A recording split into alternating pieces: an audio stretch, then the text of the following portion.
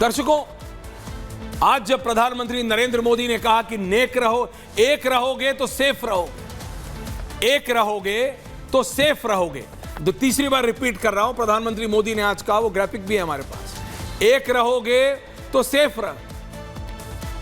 क्या आपको याद आया कुछ? क्योंकि मेरा बिल्कुल टंग टंग टंग घंटी बजी। एक रहेंगे तो सेफ रहेंगे, यही तो बाबा ने कहा, एक रहेंगे तो नेक रहेंगे। और मैंने जब पिछली बार प्रधानमंत्री ने बटोगे तो कटेगे वाला रिपीट किया, तो मैंने कहा था कि बाबा जो कह रहे हैं वो अपने राजनीतिक गुरु प्रधानमंत्री नरेंद्र मोदी की कंसेंट, यानी उनके अप्रूवल और उनकी सहमति से हो रहा है जो हो रहा है। और वो क्या बात कर रहा है? वो दीपावली वाले दिन सबको इकट्ठा रहने की बात कर रहा है। वो दीपावली वाले दिन सारे 140 करोड़ भारतीयों को एक रहने की बात कर रहा है। वो सारे 140 प्लस करोड़ भारतीयों को कह रहे हैं, जो लोग तुम्हें बांटना चाहते हैं उनसे बंटना मत।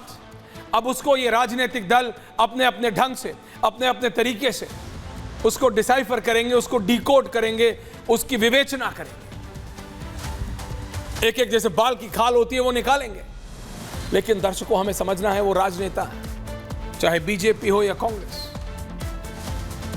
समाजवादी पार्टी हो या आम आदमी पार्टी, ये बात हमको समझ आ जानी चाहिए। वो राजनीति कर रहा है, हमको ये देखना है कि हमारे यानी भारत की जनता के मतलब की, यानी हमारे फायदे की, देश के फायदे की, भारत के फायदे की राजनीति कौन कर रहा है, ये या ये, और चुन लेना। आज दीपावली वाले दिन जब पूरा देश जगमगा रहा होता है, पूरा देश, हर घर, हर आदमी अपनी सामर्थ्य के हिसाब से दिवाली मनाता है, हर व्यक्ति, मैं बता रहा हूं। और दीपावली एक ऐसा त्योहार है, हिंदू मुस्लिम सिख ईसाई सब एक साथ। दर्शकों, बात सिर्फ इतनी है, जब आज मैं अभी डिबेट करूं, मेरे साथ बीजेपी भी होगी, समाजवादी पार्टी भी, मेरे साथ पत्रकार भी होंगे और AIMIM भी, और साथ में रशीदी जी भी। लेकिन बात ये इतनी है कि रोहन गुप्ता जी और अनंत विजय जी, प्रधानमंत्री कुछ भी कहें, बाबा कुछ भी कहें, अनुराग जी या उनकी पार्टी उसमें हिंदू मुसलमान ढूंढ लेती है। असदुद्दीन ओवैसी की पार्टी को भारत में जय फिलिस्तीन बोलने में कोई खराबी नहीं, लेकिन जय हिंद, भारत माता की जय बोल दीजिए तो बोलते क्यों नारे लग रहे हैं। ये रियलिटी है।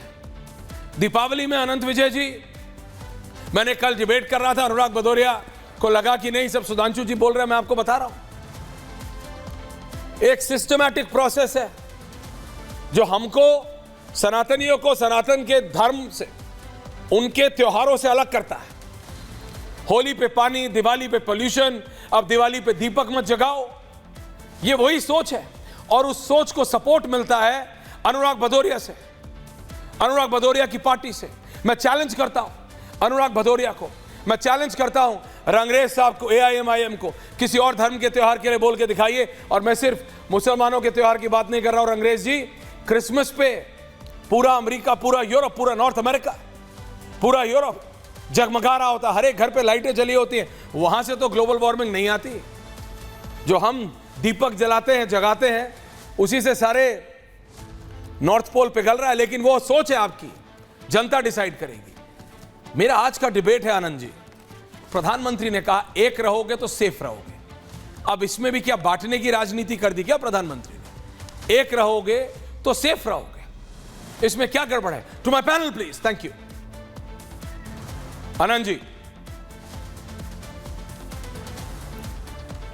बहुत लंबे समय से कर रहे हैं और कोई पहली बार उन्होंने नहीं कहा है। कुछ दिनों पूर्व आपको याद होगा ईश्वर की, उन्होंने ये भी कहा था कि अगर आप बटेंगे तो दूसरे लोग महफिल सजाएंगे। और प्रधानमंत्री जिस विचारधारा से आते हैं, उस विचारधारा में देश की एकता और अखंडता बहुत महत्वपूर्ण है। और एक रहने का मतलब है कि आप, मैं यही कहता हूँ ऐश्वर्य, ये भाषा का भी फर्क है। अगर आप अंग्रेजी में बोल देते कि united we stand, divided we fall, तो कोई विवाद नहीं होता।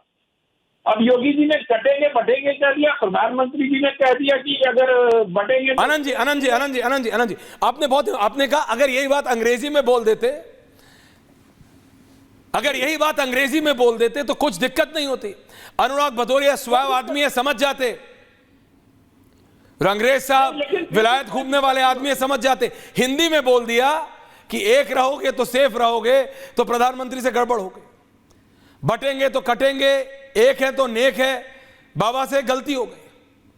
अनंत विजय जी प्लीज इसको थोड़ा सा जरा एक्सप्लेन कीजिए। रोहन गुप्ता जी आ रहा हूं, आप सबको दीपावली की बहुत बहुत शुभकामनाएं। पहले तो आपको ईश्वर की बहुत बहुत शुभकामनाएं। और आपने छुट्टी की बात भी की, तो मुझे लगता है कि आपको बहुत सारे लोगों ने छुट्टी के लिए अप्रोच किया होगा, इसलिए आपका दर्द निकल आया कि बहुत से आप छुट्टी मांगते हैं। आप लोग हमें भी थोड़ी छुट्टी दे दीजिएगा। तो मैं ये कह रहा था कि जिस प्रकार से भाषाई दिक्कत भारत में है ना, कि आप जब प्रदेश में कोई बात करेंगे तो लोगों को लगता है कि अरे ये तो काटने और बांटने की बात कर रहा है। मैंने मतलब इस देश ने नीच शब्द का भी उपयोग देखा, इस देश ने चाय वाले का भी उपयोग देखा। मतलब आप कुछ, लेकिन चूंकि आप इलीट वर्ग से आते हैं और आप अंग्रेजी बोलते हैं, इसलिए आपके उसका उतना प्रभाव या उतना उस तरह से लोग समाज नहीं लेता है। और राजनीतिक विरोधियों को लगता है कि इन्होंने ये बहुत बड़े आदमी होंगे, कुछ बड़ा अंग्रेजी में ज्ञान दे दिया। लेकिन जैसे ही इन्होंने हिंदी में बोला, मुझे तो सारे विवाद की जड़ यही लग रही है कि इन्होंने हिंदी में क्यों बोला। इनको बोलना कि यूनाइटेड में। अनुराग भदौरिया जी, आप सच बताइए, अगर यही बात बाबा या प्रधानमंत्री अंग्रेजी में बोलते तो क्या स्वैव, अल्ट्रा स्वैव अनुराग भदौरिया को कोई दिक्कत नहीं होती? अनुराग भदौरिया स्पीडर अप प्लीज। द्रवहु सुदशरथ कटोरा, जय श्री राम कर दो ना, कहीं दिक्कत है। जो राम लला के द्वार नहीं गए, वो राम प्रभु श्री राम के गुण गा रहे हैं, बहुत अच्छा लगता है सुन के। हाँ, अनुराग जी का फोन कट गया, मैं दोबारा कनेक्ट हो जाऊंगा। लेकिन अनंत जी, रोहन जी, सुना आपने?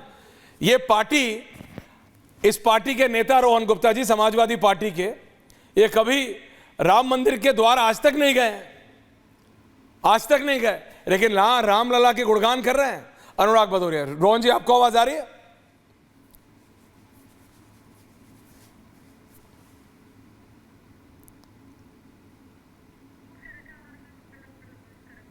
रोहन जी से पूछा। ये इन्हीं की पार्टी के लोगों ने राम भक्तों पर गोलियां भी चलाई गई थी। जी बिल्कुल। और जब दूसरी बार भी शिला पूजन का वक्त आया था, तो लाठियां मार मार के अशोक सिंघल जी के भी सर पर चोट लगी थी और उनके सर से भी खून की धारा बहते हुए लोगों ने देखा है। आज चूंकि वोट दिखाई देता है इनको रामलला में, अनुराग भदौरिया श्री राम के नारों में, इसलिए उनको लगता है कि कहीं हमसे चूक न हो जाए और हम राम भक्ति न करें तो हमारे से हिंदू वोटर छिटक न जाए। क्योंकि